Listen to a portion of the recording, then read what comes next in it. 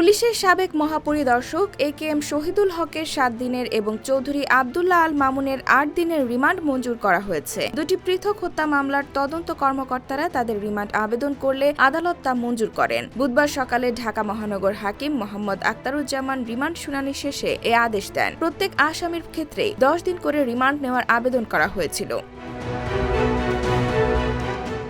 গত 19 জুলাই কোটা সংস্কার আন্দোলনের সময় রাজধানীর মোহাম্মদপুরে মুদি দোকানদার আবু সাইদের মৃত্যুর ঘটনায় দায়ের করা মামলায় মামুনকে 8 দিনের রিমান্ড মঞ্জুর করা হয়। 13 আগস্ট মোহাম্মদপুরের এসএম আমির হামজা শাতিল আদালতে এই হত্যা মামলাটি করেন। এতে সাবেক প্রধানমন্ত্রী শেখ হাসিনা সহ 6 জনকে আসামি করা হয়।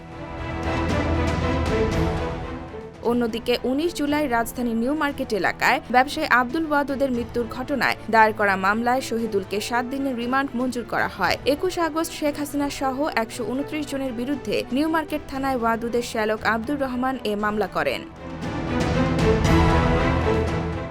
এর আগে মঙ্গলবার দিবাগত রাতে রাজধানীর উত্তরায় 16 নম্বর সেক্টর থেকে সাবেক আইজিপি শহীদুল হককে গ্রেফতার করা হয়। এছাড়া সদ্য সাবেক আইজিপি চৌধুরী আব্দুল্লাহ আল মামুন সেনা হেফাজতে থাকা অবস্থায় আত্মসমর্পণের ইচ্ছা প্রকাশ করায় রাতে তাকে হেফাজতে নেওয়া হয়। মামুন বেশ কয়েকটি হত্যা মামলার আসামি হওয়ার পর তাকে গ্রেফতার দেখানো হয়।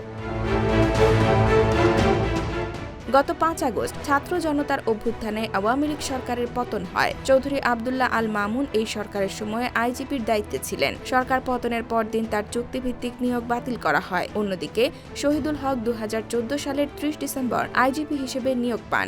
এরপর 2018 সালের 31 জানুয়ারি অবসরে যান তিনি।